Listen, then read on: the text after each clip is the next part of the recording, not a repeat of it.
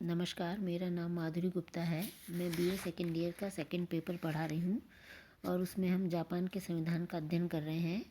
और इससे पहले के वीडियो में हमने जापान में जो प्रधानमंत्री की नियुक्ति है, योग्यता है, उसकी स्थिति के बारे में अध्ययन किया था। और आज हम प्रधानमंत्री की शक्तियों के बारे में अध्ययन करेंगे। पहली शक्ति है मंत्रिमंडल संबंधी शक्ति। प्रधानमंत्री के द्वारा ही मंत्रियों की नियुक्ति की जाती है और सम्राट तो केवल पुष्टि करने का कार्य करता है।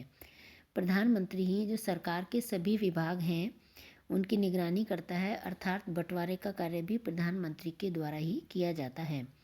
वह साथ ही मंत्रियों में समन्वय भी उत्पन्न करता है। और कभी ऐसा होता है कि कोई मंत्री अगर प्रधानमंत्री के साथ सहयोग न करे या उसके आदेशों या निर्देशों का उल्लंघन करे तो प्रधानमंत्री उसको अपने पद से भी हटा सकता है।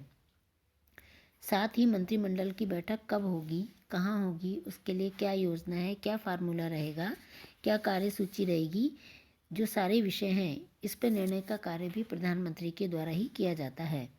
मंत्रिमंडल की जो सामान्य नीति का प्रतिनिधित्व भी प्रधानमंत्री ही करता है। मंत्रिमंडल का कोई भी निर्णय तब ही मान्य समझा जाएगा जब तक कि प्रधानमंत्री के उस पर हस्ताक्षर न हो जाए और वह अपनी इच्छानुसार मंत्रिमंडल में फेरबदल या परिवर्तन भी कर सकता है। तो ये मंत्रिमंडल संबंधी शक्तियां हैं। दूसरा है दल से संबंधित शक्तियां। अब प्रधानमंत्री शासन का प्रधान होने के अतिरिक्त जो बहुमत दल का नेता भी होता है, वह दल का प्रतीक माना जाता है। और जो आम चुनाव है वो उसके व्यक्तित्व को ध्यान में रखकर, उसके व्यक्तित्व को केंद्र बिंदु मान के ही लड़ा जाता है। डाइट में बहुमत दल के समर्थन पर ही वह और उसका मंत्रिमंडल शासन की गृह तथा विदेश नीति का संपूर्ण का सफलतापूर्वक संचालन करता है। दलीय संगठन के कारण दल के सभी सदस्य उसकी आज्ञा का पालन भी करते हैं।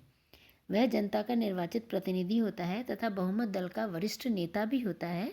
तो ऐसी स्थिति में राष्ट्रीय राजनीति में उसका स्थान सर्वोपरि या सर्वोच्च होता है।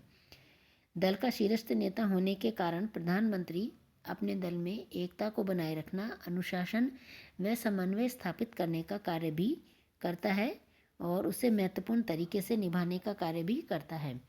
इस प्रकार वह देश के लिए एक लोकनायक के रूप में होता है और उसके जो ओजस्वी भाषण हैं उसके द्वारा वह लोकमत को एक नई दिशा भी प्रदान करता है। सम्राट व मंत्रिमंडल के बीच कड़ी। प्रधानमंत्री सम्राट व मंत्रिमंडल के बीच कड़ी का कार्य करता है और मंत्रिमंडल से संबंधित जो आवश्यक बातें हैं उनकी सूचना सम्राट तक पहुंचाने का कार्य प्रधानमंत्री के द्वारा ही किया जाता है। डाइट के नेता के रूप में प्रधानमंत्री डाइट का मुख्यतः प्रतिनिधि सभा का नेता होता है और वह डाइट में महत्वपूर्ण विषय पर अंतिम सुवक्ता या नीति का स्रोत होता है। वह जो शासन की नीतियों के संबंध में उसका अंतिम व महत्वपूर्ण भाषण प्रधानमंत्री का होता है। कहने का अर्थ है कि शासन के संबंध में जो सारी नीतियाँ बनाई जाती हैं उसमें सबसे महत्वपूर्ण जो भाग होता है वो प्रधानमंत्री का होता है। और डाइट का नेता होने के कारण वह विधियों का निर्माण भी करता है, वार्षिक बजट की तैयारी भी करता है, सदन की कार्रवाई भी और तथा उसकी व्यवस्था बनाए रखने में वह पथ प्रदर्शन का कार्य भी करता है। नियुक्ति का अधिकार। प्रधानमंत्री को उच्च राजनीतिक व प्रशासनिक पदों पर नियुक्ति का व्यापक अधिकार प्राप्त होता है, यानी सारी उच्च स्तरीय नियुक्तियां प्रधानमंत्री के द्वारा की जाती हैं। वह इस संबंध में अन्य मंत्रियों से विचार विमर्श तो करता है लेकिन फिर भी उसका निर्णय अंतिम होता है। अंतर्राष्ट्रीय प्रतिनिधि। अंतर्राष्ट्रीय क्षेत्र में भी हम देखें तो प्रधानमंत्री का स्थान महत्वपूर्ण होता है और वह वैदेशिक नीति यानी विदेश नीतियों पर पूर्ण नियंत्रण रखता है और इस संबंध में उसके शब्द अंतिम एवं अधिकृत माने जाते हैं। और अंतिम है संकटकालीन अधिकार। जापान में सिद्धांत और व्यवहार दोनों में देखें तो संकटकालीन शक्तियां मंत्रिमंडल को प्राप्त हैं। मंत्रिमंडल का प्रधान होने के नाते ही प्रधानमंत्री पर ही संकटकालीन स्थिति को संभालने और संकटकालीन अधिकारों के प्रयोग का दायित्व भी होता है। तो इस तरह से ये प्रधानमंत्री की शक्तियां हैं। अब हम आगे देखेंगे प्रधानमंत्री की स्थिति। जो जापान है उसमें प्रधानमंत्री की क्या स्थिति है, क्योंकि ब्रिटेन में भी हम जानते हैं संसदीय शासन प्रणाली है, भारत में भी है और जापान में भी है, लेकिन फिर भी वहाँ जो प्रधानमंत्री की स्थिति भारत व जापान की तुलना में कुछ भिन्न देखने को मिलती है।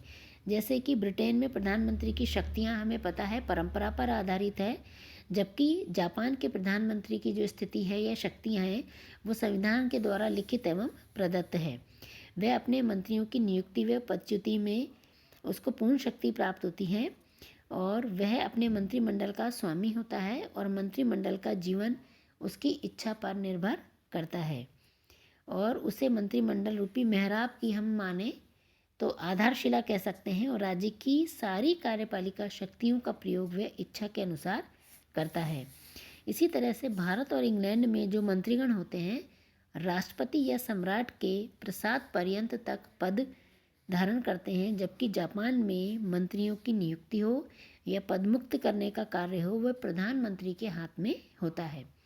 जापानी मंत्रियों का भाग्य प्रधानमंत्री से ही बंधा होता है, क्योंकि वे अपने पद पर तभी बने रह सकते हैं जबकि प्रधानमंत्री उन्हें रखना चाहता है।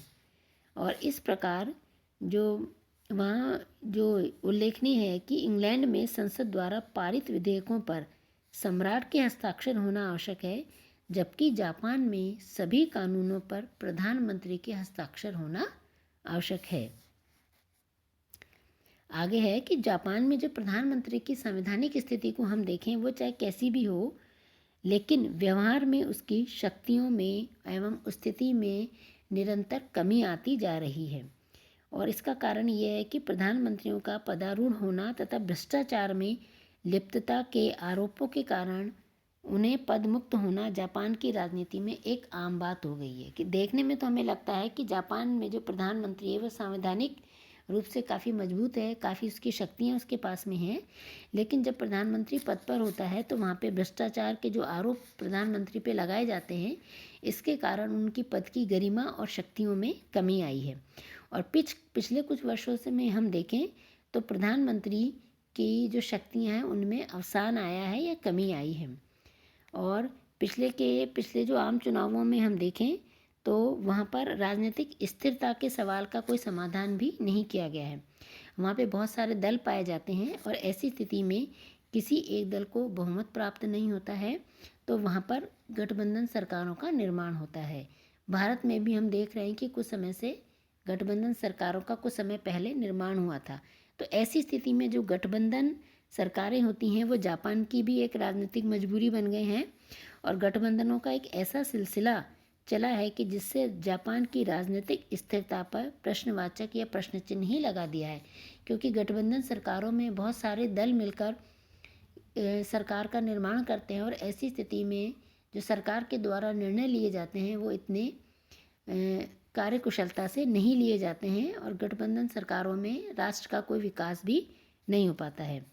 तो संक्षेप में हम ये कह सकते हैं कि जो जापान की शासन व्यवस्था है उसमें प्रधानमंत्री शासन की धुरी अवश्य है, वह मंत्रिमंडल का मुख्य जो प्रस्तर के रूप में भी है, लेकिन फिर भी यह है कि जापानी जो शासन व्यवस्था है उसका बुनियादी दोष या कमी हम ये कह सकते हैं कि यहाँ पर प्रधानमंत्री को अति मंत्रीय शक्तियाँ प्राप्त है और कैबिनेट में जो मंत्री होते हैं वे प्रधानमंत्री के सहयोगी नहीं रहते, बल्कि उन्हें महल के रक्षकों के दर्जे पर उतार दिया जाता है। क्योंकि हमारे यहाँ पर तो मंत्री सहयोगी के रूप में होते हैं, लेकिन वहाँ वो सहयोगी नहीं होते बल्कि उससे निचला दर्जा उन्हें प्राप्त होता है।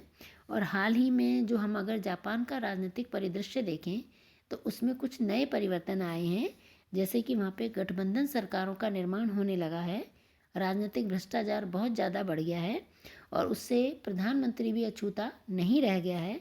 साथ ही जब गठबंधन सरकारें हैं तो राजनीतिक अस्थिरता भी पाई जाती है और इसी जो वहाँ की जो कमियां हैं इसी के कारण जो प्रधानमंत्री पद की जो गरिमा थी, जो उसका सम्मान था, जो उसकी आभा थी, उसने उसकी शक्ति को या उसकी आभा को कम कर दिया है। तो कहने का अर्थ है कि जो जापान में जो जो सरकारें हैं वो गठबंधन सरकारों के कारण जो वहाँ के प्रधानमंत्री पद है उसकी शक्तियों में कुछ कमी आई है। तो ये लेक्चर यहीं समाप्त होता है। धन्यवाद।